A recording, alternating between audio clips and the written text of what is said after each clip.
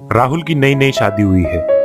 वो अपनी खूबसूरत बीवी के साथ भाड़े के मकान में रह रहा है। राहुल सुबह जल्दी ही अपनी जॉब के लिए निकल जाता है। जल्दी आना, मैं दिन भर घर में बैठे बैठे बोर होती हूँ और डर भी लगता है।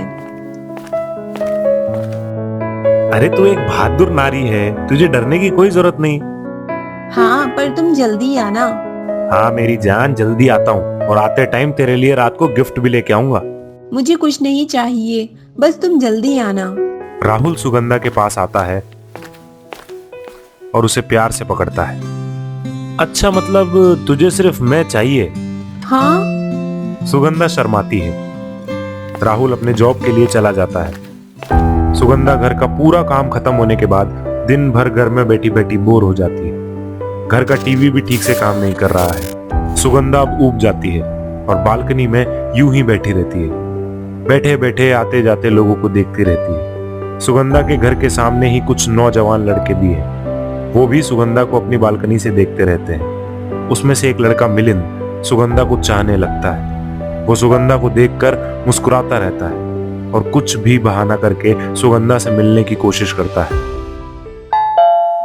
डोरबेल की आवाज से सुगंधा दरवाजा खोलती है। बाहर मिलिंद खड़ा होता है। उसे देखकर सुगंधा कहती है, बोलिए, क्या काम था? मिलिंद सुगंधा को देखकर मुस्कुराता है। हेलो भाभी जी, कैसे हो आप? सुगंधा गुस्से से बोलती है। मेरी छोड़ो, बोलो क्या काम है? अरे भाभी जी, आप खामोखा गुस्सा कर रही हो। मैं तो आपके साथ दोस्ती करने के लिए आया हूँ बस। शादीशुदा औरत के साथ दोस्ती करने का सोचते हो? आपको शर्म नहीं आती? पता नहीं कहां कहां से चले आते हैं। दोस्ती करने में किस बात की शर्म? दोस्ती एक खूबसूरत रिश्ता होता है। सुगंधा तपाक से दरवाजा बंद कर देती है और किचन में जाकर अपने लिए कॉफी बनाने लगती है। तभी फिर से डोरबेल बजती है। सुगंधा थोड़ी परेशान होकर दरवाजा खोलती है और देखती है तो बाहर मिलिंद खड़ा होता है। आप फिर आए? अरे भाभी जी, जाऊंगा तो फिर आऊंगा ना, तब से इधर ही खड़ा हूँ। सुगंधा को उस लड़के पर बहुत गुस्सा आता है। आपको एक बार बोलने पर समझ में नहीं आता है क्या? क्यों खड़े हो इधर? चले जाओ। अरे आप मेरी बात तो सुनिए, आप खामखा परेशान हो रही हैं। मैं यहाँ आया हूँ, मतलब कुछ काम तो होगा ना। आप जैसे लड़कों का अकेली औरत के पास क्या काम होता है, ठीक से पता है मुझे। ज्यादा होशियारी मत दिखाओ, मैं ऐसी वैसी औरत नहीं हूँ। देखो, आप अपने बारे में न जाने क्या क्या सोच रही हैं। कामदेव की कसम, अपने दिमाग में ऐसा कुछ नहीं है। फिर क्यों आए हो, यह बताओ। देखो, आप ज्यादा स्मार्ट बनने की कोशिश करेंगे तो मैं पुलिस को बुलाऊंगी। अरे भाभी जी, आप तो सच्ची में बुरा मान गई। मैं तो आपको बालकनी से गिरा हुआ आपका ये ड्रेस लौटाने आया था। आप तो डायरेक्ट मुझे मवाली समझकर पुलिस के हवाले करने लगी। वो कहते हैं ना, नेकी कर और दरिया में डाल।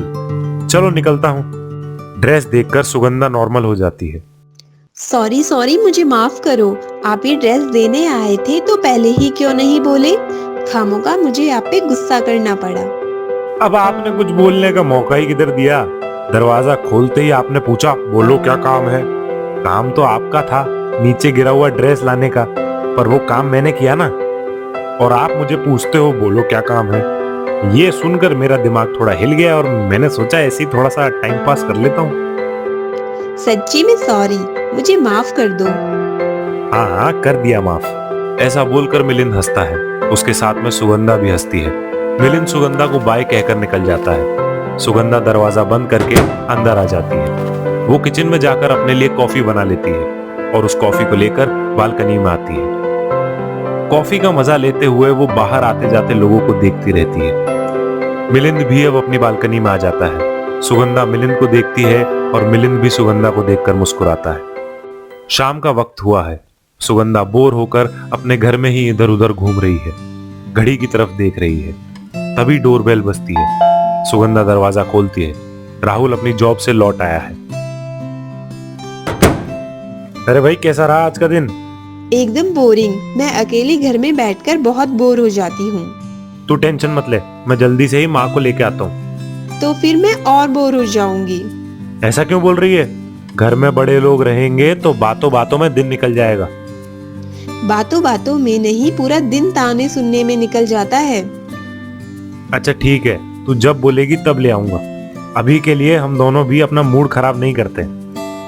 राहुल फ्रेश होने के लिए बाथरूम में चला जाता है। सुगंधा किचन में जाकर राहुल के लिए चाय बनाती है। फिर दोनों भी चाय पीते हैं। हंसी मजाक में और गपशप में आज की रात निकल जाती है। दूसरे दिन सुबह राहुल जॉब के लिए तैयार हो रहा है। सुगंधा राहुल का टिफिन बना रही है। सुगंधा टिफिन बनाकर राहुल के बैग में डालती है। राहुल तैयार होकर जॉब के लिए निकल रहा है। जल्दी आना। हाँ, 8 घंटे की जॉब है। 8 घंटे पूरे होते ही जल्दी आ जाऊंगा। तुम्हारे 8 घंटे 8 दिन जैसे गुजरते हैं यहाँ। अब देखो, टाइम तो अपने हिसाब से गुजरता है। तुम ज्यादा ही राह देखती हो ना, इसलिए तुम्हारे लिए ये धीमा हो जाता है। धीमा नहीं, ठहरा सा लगता है। अरे पर मेरे लिए तो भाग रहा है ना।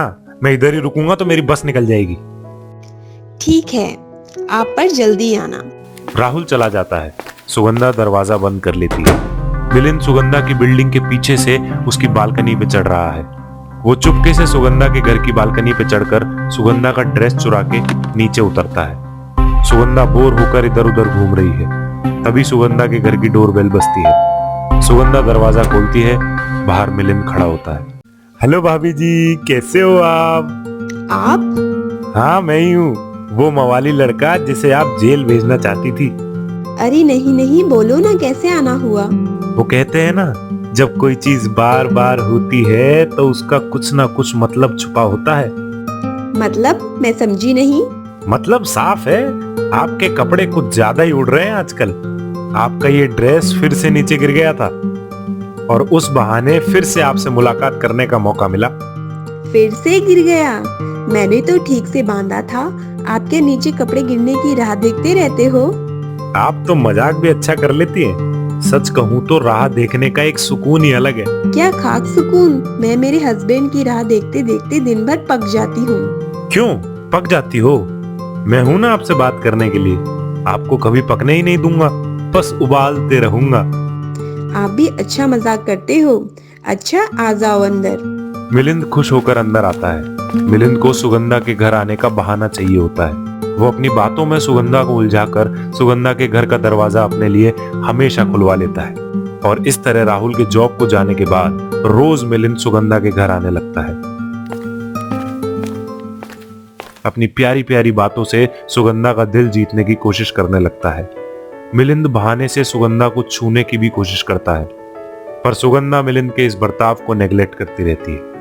पर आदमी की नीयत अगर साफ नहीं हो तो उसके अंदर का शैतान बाहर आ ही जाता है। एक दिन ऐसा ही कुछ होता है।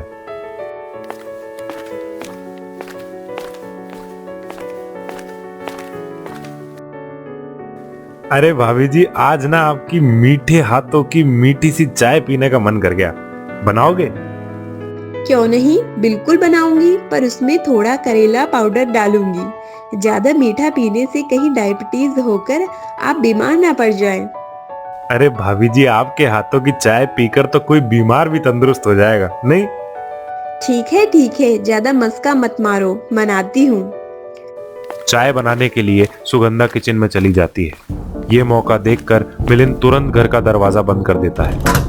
कुछ देर बाद सुगंधा चाय लेकर आती है और मिलिंद से दूरी बनाकर उधर ही बैठ जाती है। मिलिंद चाय पीते पीते सुगंधा को घूर रहा है। उसके अंदर आज बहुत खलबली मची है। वो चालाकी से अपने हाथ का कप नीचे गिरा देता है। सॉरी, पता नहीं कैसे गिर गया। अब वो आप इतनी खूबसूरत हो कि मेरे हाथ के साथ साथ कप भी लड़खड़ाने लगता है। मिलिंद की इस तरीके की बातों से सुगंधा समझ जाती है कि मिलिंद की नीयत कुछ ठीक नहीं है। ठीक है, कोई बात नहीं, आप यहीं रुकिए, मैं साफ करती हूँ। ऐसा कहकर सुगंधा किचन में चली जाती है और झाड़ू के अलावा कुछ और भी अपने साथ ले आती है और फर्श पे गिरे कुछ कप के टुकड़े उठाने लगती है। अरे भाभी जी, आप अकेले क्यों कर रही हो? मैंने गिराया है तो मैं हेल्प करता हूँ। और ऐसा कहकर मिलिंद सुगंधा के साथ फर्श पर गिरे कप के टुकड़े उठाने लगता है और वो उठाते उठाते चांस देखकर मिलिंद सुगंधा का हाथ पकड़ लेता है। ये क्या कर रहे हो? कुछ भी तो नहीं, वो आपके हाथ का कप का टुकड़ा ले रहा था। अब आपके हाथ इतने नाजुक हैं, कहीं चोट वोट ना लग जाए। सुगंधा सब समझ जाती है। देखो मिलिंद, मैंने विश्वास करके आपको मेरे घर में आने दिया आपको अच्छा दोस्त माना और आप उसके आगे जाने की कोशिश मत करो। मैं एक शादीशुदा औरत हूँ। शादीशुदा? उससे क्या फर्क पड़ता है? कुछ साल बाद मैं भी शादीशुदा हो जाऊंगा।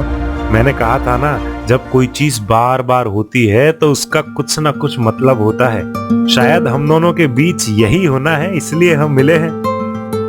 झूठ। गलत चीजों को सही समझने की कोशिश मत करो, ये कभी नहीं हो सकता। प्लीज आप चले जाओ। चले जाऊं? ऐसे कैसे चले जाऊं? इतना टाइम दिया मैंने आपके करीब आने के लिए, कितना कुछ किया, और अब आप कहती हो कि चले जाऊं? हाँ सही सुना, चले जाओ। देखो भाभी जी, मैं कभी जाने के लिए नहीं आता हूँ, हमेशा आने के लिए आता हूँ। और जब किसी को पकड़ता हूँ ना, तो अपना बनाए बगैर छोड़ता नहीं।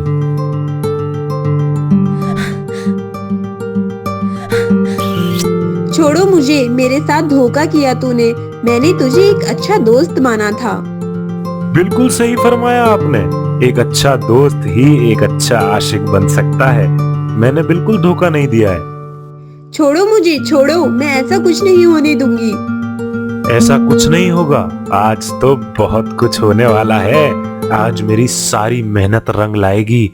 कमीने, दूर हो जा मुझसे, छोड़ मुझे। मिलिंद सुगंधा को कस कर पकड़ लेता है और उसे चूमने लगता है, उसके कपड़े फाड़ने लगता है। तभी मौका देखकर सुगंधा किचन से अपने साथ लाया हुआ पेपर स्प्रे उठाती है और जोर से मिलिंद की आंखों पर स्प्रे कर देती है। मिलिंद की आंखों में जलन होने लगती है और वो जोर जोर से चिल्लाकर सुगंधा को छोड़कर नीचे बैठ जाता है। ओह शिट, ये क्या किया तूने? कमीने, अभी कुछ नहीं किया, अभी तो करना बाकी है। सुगंधा बेडरूम में जाकर एक रस्सी लाती है और मिलिंद को कस कर बांध देती है। भाभी मुझे माफ कर दो, मैं चुपचाप यहाँ से चला जाऊंगा। मुझे माफ कर दो भाभी। हाँ, तू चुपचाप ही जाएगा, पर जेल में। तूने सही कहा था, मैं तो जैसे मवाली लड़के को जेल ही भेज सकती हूँ। सुगंधा राहुल को कॉल करती है। कुछ ही देर में राहुल अपने साथ पुलिस को लेकर आता है। पुलिस मिलिंद को हथकड़ी पहनाकर अपने साथ ले जाती है। राहुल और सुगंधा एक दूसरे की तरफ देखकर हंसते हैं।